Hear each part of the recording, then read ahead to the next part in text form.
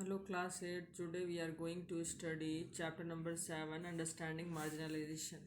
In this chapter we study about what is the socially marginalized group, which type of group are socially affected with the marginalization, and what are the Adivasis and who are Adivasis, or what are the different types of atrocities occurs on the Adivasis from the long period of time, Adivasis and stereotyping, what is the relationship between the Adivasis and stereotyping, and how the Adivasis are developed in our country, and what are the minorities and marginalizations, or what are the conclusion of this chapter, total what are the different types of act which which made by the government of India to improve the condition of Adivasis, and how the Muslims were affected with the marginalization, and many more things.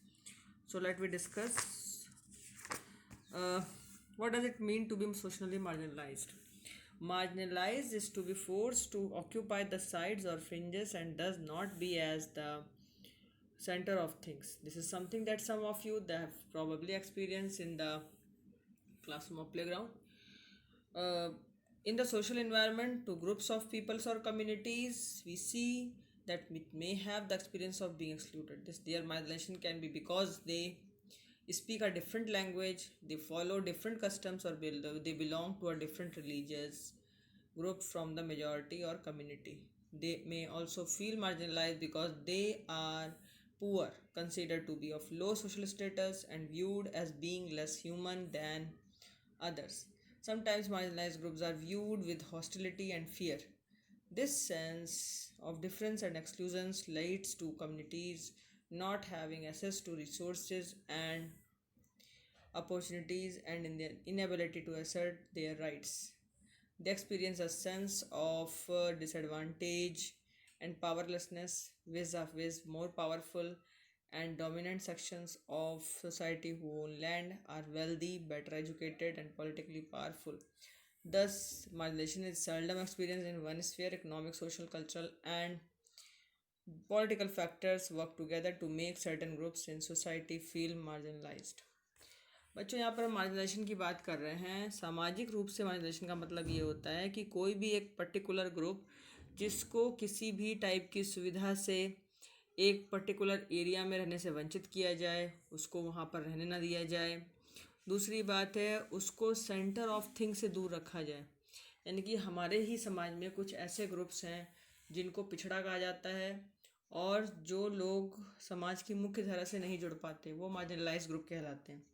यानी कि इसमें वो groups of peoples आते हैं जिनको ऐसा social environment मिलता है, ऐसी कम्युनिटीज़ में रखा जाता है जो कि जनरली समाज की मुख्य धारा से अलग होती हैं, बहुत अलग थलग पड़ी रहती हैं, बहुत दूर रखा जाता है। या कह लीजिए कि आपका समाज का वो पिछड़ा वर्ग, वो वंचित वर्ग जो कि समाज की मुख्य धारा से नहीं जुड़ा होता, वो अलग कटा फटा रहता है। या कह लीजिए कि वो संसार में बहुत दूर जो मेन स्ट्रीम जैसे शहर हैं, गांव हैं, उनसे अलग होता है। जैसे जंगलों में रहने वाली बहुत सारी जनजातियां हैं, वो हमारे यहाँ मेन स्ट्रीम्स सिटीज़ और विलेजेस में नहीं रहती।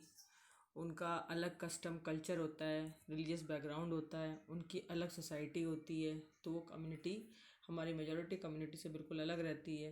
तो वो मार्जिनलाइज ग्रुप कहलाते हैं। मार्जिनलाइज ग्रुप में जो मेजॉरिटी कम्युनिटी होती है वो अक्सर डर का सामना करती है। उसका सोशल स्टेटस चूँकि लो होता है, वो पुअरर पीपल होते हैं, गरीब होते हैं, इस वजह से उनको मार्जिनलाइज रखा जाता है।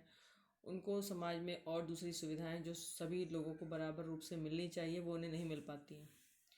दूसरी बात यह है कि उनके जो पर्टिकुलर फंडामेंटल राइट्स हैं वो भी ले लिए जाते हैं। या कह लीजिए कि जो मेजॉरिटी ग्रुप है उनके द्वारा उनको उनके फंडामेंटल राइट्स तक नहीं दिए जाते हैं।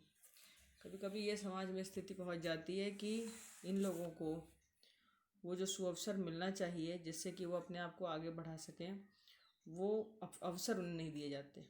दूसरी बात है, उनके अंदर एक हानि का सेंस आ जाता है कि हमारी हानि हो रही है, हम बलशाली नहीं हैं या हम पावरफुल नहीं हैं। इसके अलावा जो डोमिनेंट सेक्शंस हैं सोसाइटी के, वो उनको आगे बढ़ने नहीं देते, उनको वेल्दी नहीं होने देते, उनको उनको धन प्राप्त नहीं होने देते। या कह लीजिए उनको बेटर एजुकेशन भी नहीं देते, उनको अच्छी शिक्षा से वंचित रखा जाता है, उनको पॉलिटिकली पावरफुल भी नहीं होने दिया जाता। इलेक्शन वगैरह में भी वो खड़े नहीं हो सकते। या मतलब कहने का ये है कि ऐसे लोग जो कि इकोनॉमिकल, सोशल, कल्चरल, पॉलिटिकल हर प्रकार के बैकग्राउंड से बिल्कुल अलग थलग पड़े रहते हैं सोसाइटी में, और वो समाज की मुख्य धारा से नहीं जुड़ पाते, वो मार्जिनलाइज ग्रुप कहलाते हैं। अब आता है कि मार्जिनलाइज ग्रुप हैं कौन कौन से, जिसमें आप मेनली आदिवासी पढ़ेंगे। जैसे उड़ीसा में रहने वाले बहुत सारे आदिवासी लोग हैं, वो आज भी मार्जिनलाइज ग्रुप में कहलाते हैं। तो Adivasis are the term literally means original inhabitants in a community who lived and often continue to live in close association with forest।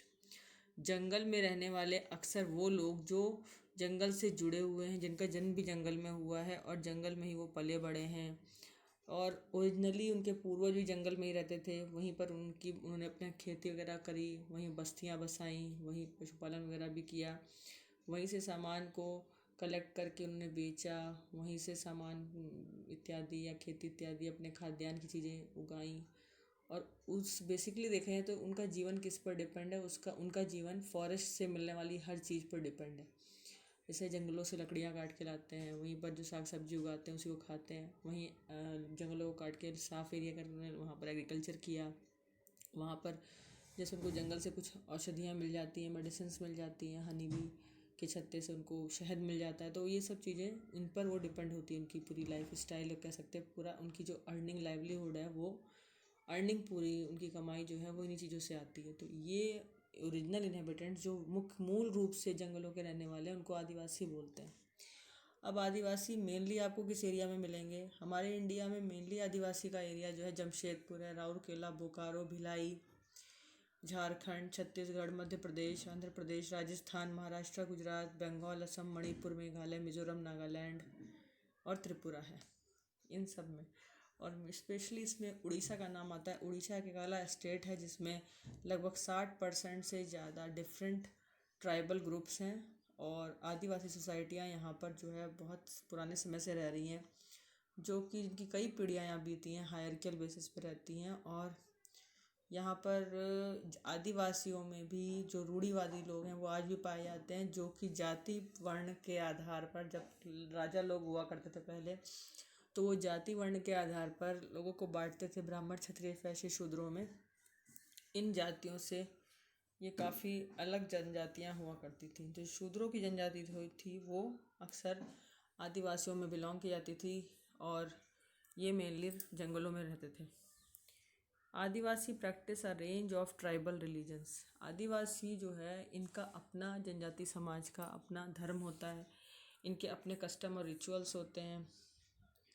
ये डिफरेंट जगह पर, जैसे हम मान लेते हैं जैसे इस्लाम है, हिंदुज़म है और क्रिश्चियनिटी है, इन तीनों मुख्य धर्मों से अलग हटके इनका ट्राइबल रिलीजन होता है। These offer involve the worship of ancestors. ये अपने पूर्वजों की पूजा करते हैं। जनरली इनकी मातृ देवी इनकी जो है मुख्य देवी कहलाती हैं। अपने जो पूर्वजों के गांव होते हैं वहाँ पर ये रहना पसंद करते हैं। नेचर स्पिरिट्स नेचर में बहुत रहते हैं, प्राकृतिक रूप से जुड़े होते हैं। Last associated with and residing in various sites in the landscape. Mainly mountain spirits पहाड़ों में पाई जाती जनजातियाँ, रिवर की वैलियों में पाई जाती है। एनिमल स्पिरिट्स है, यानी कि ये बहुत सारी आत्माओं में भी विश्वास रखते हैं। ये नदियों की भी पूजा करते हैं, उनको देवी मानते हैं।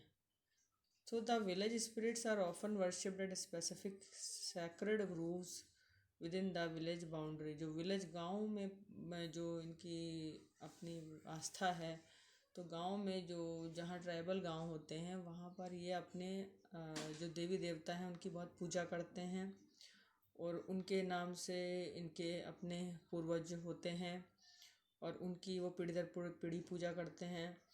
आदिवासी जो है वो बहुत ज़्यादा इन्फ्लुएंस होते हैं। ऐसे कुछ रिलीजन है जैसे सक्ता है, सख्त शाक शाक एक सक्ता करके आपको मिलेगा धर्म। बुद्धिज़्म है, वैष्णव है, भक्ति है और क्रिश्चियनिटी है। इनसे बिल्कुल अलग होते हैं। आदिवासी religion themselves have influenced dominant religions of the empire around them।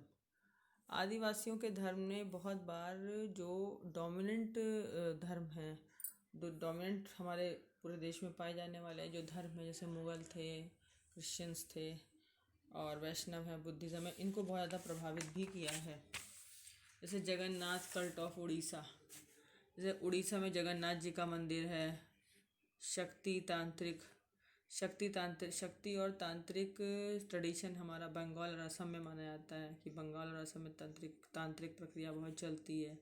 ये भी आदिवासियों से ही ली गई है। उड़ीसा में जगन्नाथ कल्ट, जगन्नाथ जी की बहुत पूजा होती है और उनसे जुड़े हुए बहुत सारे रिचुअल्स वहाँ किए जाते हैं। तो during 19th century substantial numbers of Adivasis converted to Christianity, बहुत सारे आदिवासी जो है वो 19th सेंचुरी में क्रिश्चियनिटी यानी कि क्रिश्चियंस लोगों में कन्वर्ट हो गए।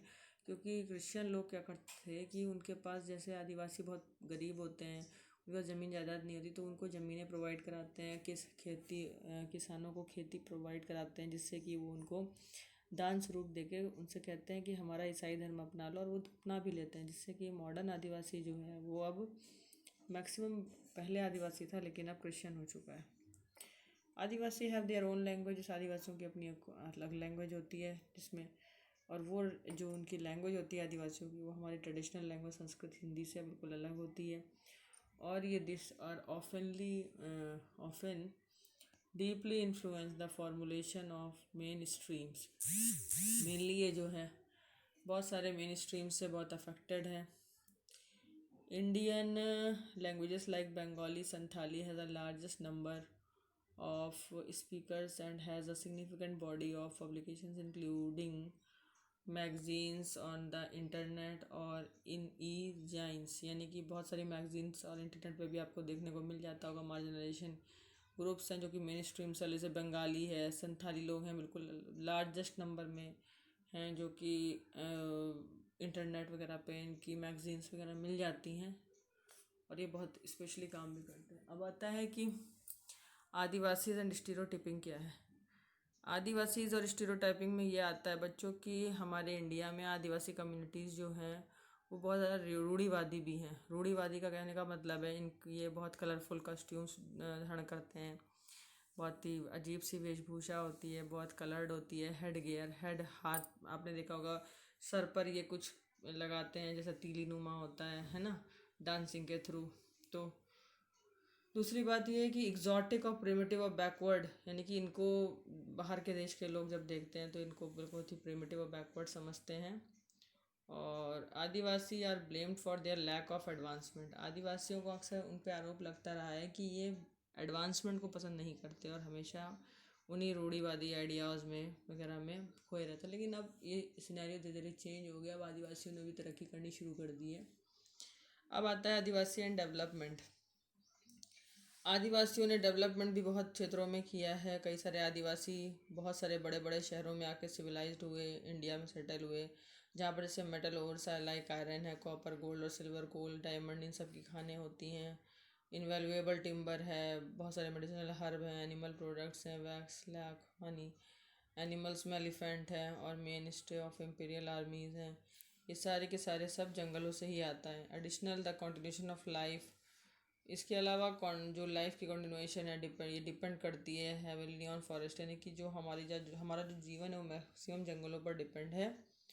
जिसमें से वो क्या करते हैं कि that help recharge money of India's river, जैसे कि बहुत सारी नदियों का पानी है उसको साफ़ करना, उसको बनाए रखना, उसका इकोलॉजिकल सिस्टम बनाए रखना और उसको ज़्यादा से ज़्यादा क्लियर रखना, अवेलेबिलिटी उसकी बनाए रखना, क्वालिटी एयर वाटर की, ये सारी की सारी चीज़ें जो है आदिवासियों से ही चलती हैं, क्योंकि आदिवासी अक्सर उसमें काम करते रहते हैं।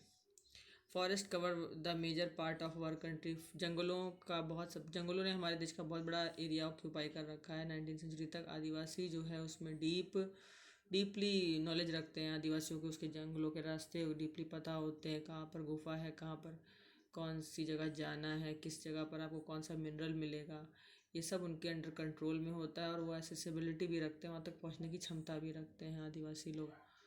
इसका मतलब ये हुआ कि आदिवासियों ने खाली रूलिंग ही नहीं की इन स्टेट्स पर, बल्कि इन एम्पायर्स के अंदर अपना वर्चस्व भी स्थापित किया है। और आदिवासी जो लोग होते हैं वो जंगलों के रिसोर्सेज को फुल्ली जो है अवेलेबल भी करा सकते हैं। अब आता है कि this is radically contrary to our image, ये हमारे लिए वाकई बहुत अजीब सी बात है कि आदिवासी जो है आज का वो मार्जिनल और पावरलेस कम्युनिटी कहलाता है। पहले प्री कॉलोनियल पीरियड में जब यहाँ पर हमारे यहाँ ब्रिटिशर्स आए थे, तो उन्होंने ट्रेडिशनली जैसे इनको देखा था कि हंटर और गैदरर्स होते थे, शिकार करते थे और वहाँ से जंगलों से सामान इकट्ठा करते थे, फल फूल खाने की चीज़ें, और उसके बाद में अपना आदिवासी जीवन घूम के बिताते थे, हमेशा हर जगह नोमैड्स की तरह रहते थे। नोमैड मतलब घूमने वाली प्रजाति। और वो शिफ्टिंग एग्रीकल्चर रहते थे, मतलब एक जगह खेती करी, उसके बाद में उसको उस पे एग्रीकल्चर कटने के बाद फसल को जब कट जाती थी, हार्वेस्ट हो जाती थी, उसके बाद वहाँ पे आग लगा देते थे। उसके बाद में कुछ दिन तक उसको फैलो लैंड की तरह छोड़ देते थे, जिससे कि उसकी फर्टिलिटी बरकरार हो जाए, फिर वापस आ जाए। उसके बाद उसमें वहाँ एक जगह छोड़कर दूसरी जगह कल्टीवेशन करने चले जाते थे, एग्रीकल्चर करने। अब आता है इसके बाद ये 200 साल के बाद आदिवासियों ने अपना रुख जो है वो पॉलिटिक्स की तरफ, इकोनॉमिकल चेंजेस की तरफ, political force is applied by the state, मतलब इन सब की तरफ किया। और प्राइवेट इंडस्ट्रीज़ बहुत सारी लगाई गई, जिसमें स्टेट ने जो है अपना फोर्स अप्लाई किया इन, और जंगलों में अपनी बहुत सारी इंडस्ट्री लगाई, जिससे कि उन्होंने आदिवासियों के पूरे ग्रुप को, पूरी कम्युनिटी को माइग्रेट कर दिया यहाँ से। और बहुत सारे लोगों को प्लांटेशन, जैसे कॉफ़ी प्लांटेशन है, टी प्लांटेशन है, उसमें बहुत सारे आदिवासी काम करते हैं, उनमें लगाया नौकरियों पर। कंस्ट्रक्शन साइट जहाँ पर बड़ी बड़ी बिल्डिंगें बन रही हैं, वहाँ पर लेबरी करने के लिए भी आदिवासियों को लगाया गवर्नमेंट ने। इंडस्ट्रीज़ में लगाया, डोमेस्टिक वर्कर्स के रूप में लगाया। तो जो ब्रिटिश गवर्नमेंट थी उसने अपने टाइम में आदिवासियों को बहुत जगह लगाया, और इससे फॉरेस्ट टेरिटरीज़ को बहुत उनको फ़ायदा भी हुआ। और लेकिन उन्हें अपने मतलब के लिए आदिवासियों को बहुत इस्तेमाल किया दासों के रूप में। अब आता है कि जो फॉरेस्ट लैंड एरिया है, ये भी बहुत सारा क्लियर करवाया गया। उसमें टिम्बर हुड था, उसको अलग कटवा करके रखवा दिया गया, और उस वहाँ पर एग्रीकल्चर लैंड बना दिए गए, इंडस्ट्री वगैरह डेवलप की गई। और आदिवासियों का जो क्षेत्र है, ये ऐसा क्षेत्र है जो कि मिनरल्स में बहुत रिच होता है, नेचुरल रिसोर्सेज में बहुत रिच होता है। इसके बाद अंग्रेज़ों ने यहाँ पर कई जगह माइनिंग्स स्थापित की, माइंस स्थापित की, कई सारे प्रोजेक्ट्स चलाए, बड़े बड़े इंडस्ट्रियल प्रोजेक्ट्स। और powerful forces have often concluded to take over tribal land. तो जो जो हमारे देश में पावरफुल जितनी भी अथॉरिटीज़ आई हैं, वो सारी की सारी हमारे देश के जो ट्राइबल लैंड हैं उनको बार बार ऑक्यूपाई करने के लिए मतलब प्रयास करते रहते हैं, ताकि लगभग 50% एरिया जो है इन्होंने ऑक्यूपाई भी कर लिया ट्राइबल एरियाज़ का, जिससे कि उन्होंने बहुत बड़े बड़े प्रोजेक्ट चलाए, जैसे मिनरल वगैरह का कलेक्शन किया है। इसमें आपका आंध्र प्रदेश, छत्तीसगढ़, उड़ीसा और झारखंड में रहने वाली ट्राइबल एरियाज़ आते हैं, जिसमें 80% लोग जो है वो आदिवासियों से बिलोंग करते हैं। और इसके अलावा नॉर्थ ईस्ट में देखें तो मार्जिनलाइज जो ग्रुप है आदिवासियों का, इनको मिलिट्राइज भी किया गया, और वॉर टॉर्न के में इनको जो है मिलिट्री में भी शामिल किया गया है, कई सारे पीपल्स को जो आदिवासियों से बिलोंग करते हैं।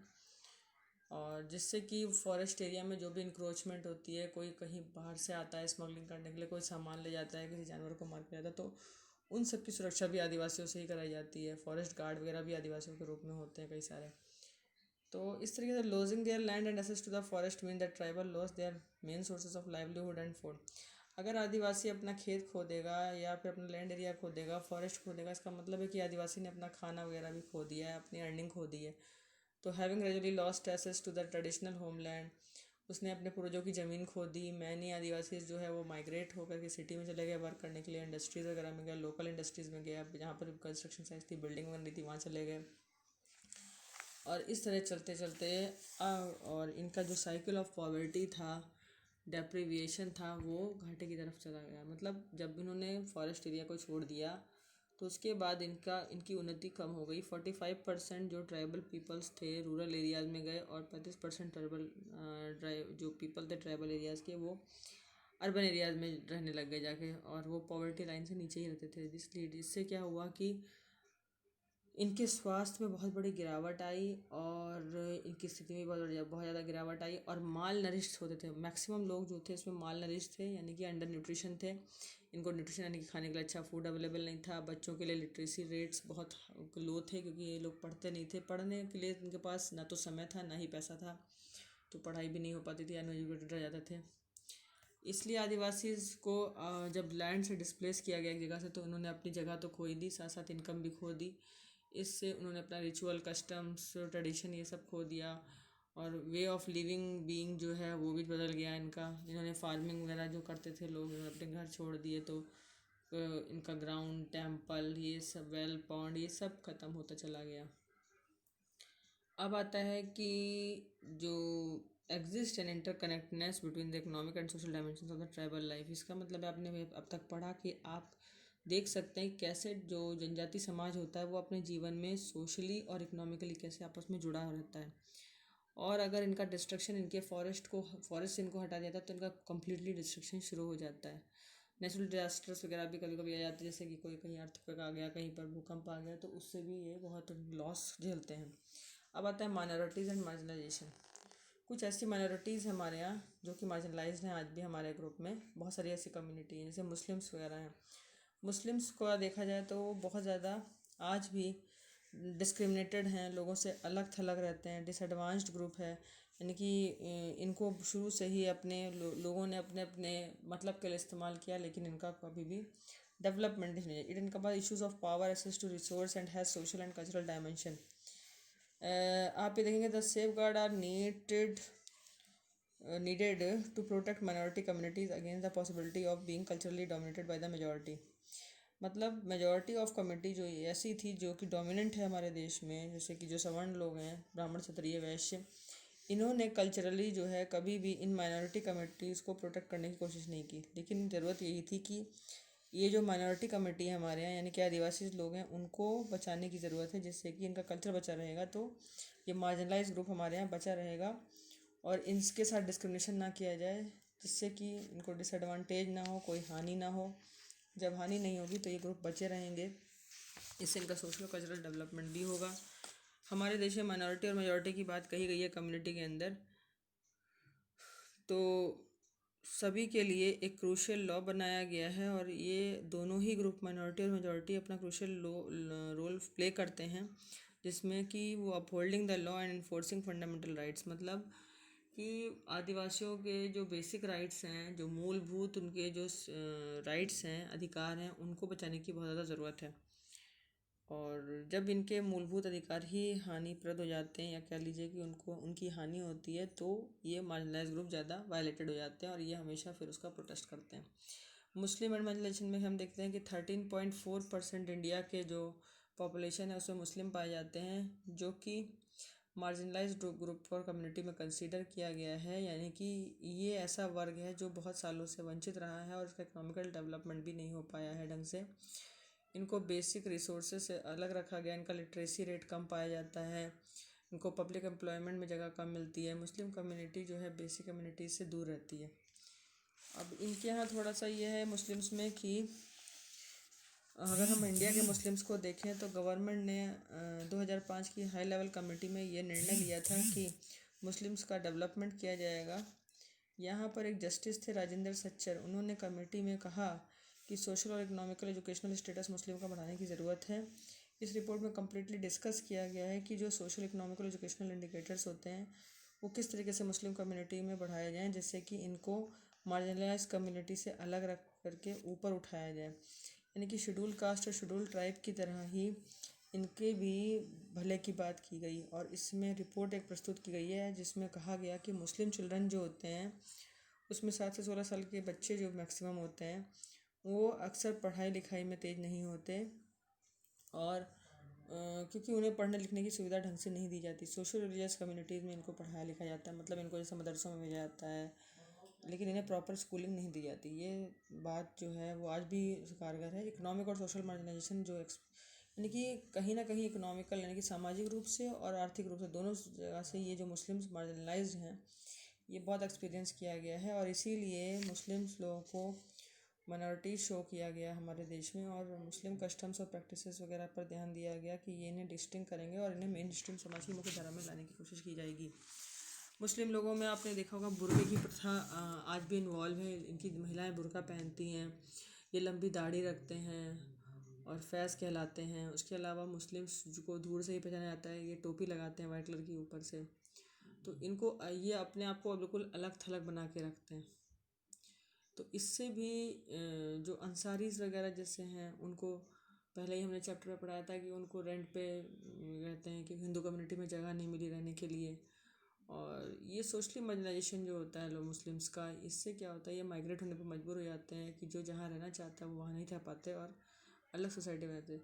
तो जब मुस्लिम्स जो है अपने अलग, जहाँ पे सारे मुस्लिम्स रहें, तो मुस्लिम परिवार या मुस्लिम कम्युनिटी के लोग जो है वो मुस्लिम कम्युनिटी में ही जाना पसंद करते हैं, और उनको अपने जैसे हिंदू समाज में रहना या हिंदू देशों में रहना उन्हें अजीब सा लगता है, और वो वहाँ पे फियर फील करते हैं, यानी कि वहाँ डर फील करते हैं। तो इस तरीके से देखा जाए तो जब कोई समाज का एक मुख्य वर्ग जब कोई समाज का एक मुख्य वर्ग जो है वो अपने आप को अन्य मुख्य वर्गों से अलग अलग थलग समझता है और वहाँ पर उनके बीच में डर महसूस करता है रहने में, तो इसको बोलते हैं गीटोइजेशन। यानी कि this social marginalization of Muslim in some instances had led to them migrating from place where they have lived, often leading to the ghettoization of the community। इससे कम्युनिटी का लॉस होता है, और ये एक प्रेजुडिस कल्पना है जिससे कि अंदर ही अंदर इंसान के अंदर क्या है, घृणा की भावना जागती है और हिंसा उठती है।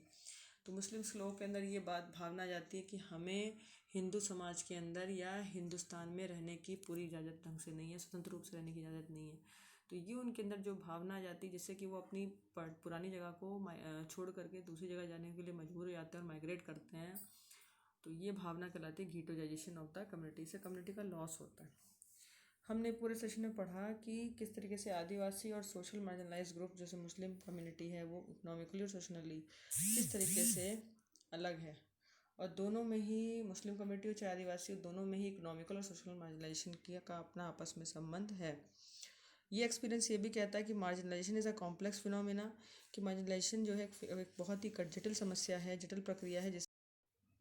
तो बच्चों मैंने इस तरीके से देखा कि मार्जिनलाइजेशन एक कॉम्प्लेक्स फिनोमेना है जिसमें कि वैरायटी ऑफ स्ट्रेटजीज चाहिए, कई सारे मेजर्स और सेफगार्ड्स चाहिए जिससे कि उनकी सिचुएशन को बचाया जा सके। जो भी मार्जिनलाइज ग्रुप हैं उनके राइट्स को बचाने के लिए हमारे कॉन्स्टिट्यूशन में बहुत ज़्यादा ज़रूरी है कि उनके लिए कुछ ना कुछ ऐसे लॉ बनाए जाए, ऐसे पॉलिसीज़ बनाई जाए जिससे कि वो लोग अपने राइट्स का प्रोटेक्शन कर सकें, और प्रोटेक्शन करेंगे तभी उनका जो सोशल स्टेटस लो है वो हाई होगा, और वो रेस करेंगे और उनको इक्वल अपॉर्चुनिटीज़ दी जाएँ एजुकेशन प्राप्त करने की और आगे डेवलपमेंट करने की और दूसरे रिसोर्सेज को प्राप्त करने की। तो बच्चों ये लेसन यहीं पर ख़त्म हुआ। और ये जो मार्जिनलाइज्ड लोग हैं ये अपनी कम्युनिटी में अपने कल्चरल डिस्टिंक्टिवनेस को बरकरार रखते हैं जिससे कि उनको अपना राइट मिल सके, उनका डेवलपमेंट हो सके और उनको अलग अवसर भी मिल सके जिससे कि वो आगे बढ़ सकें। तो बच्चों ये चैप्टर यहीं पर फिनिश हुआ। I hope that you will well understand with this lesson, and please subscribe my channel and share my videos too. Okay, till then, goodbye.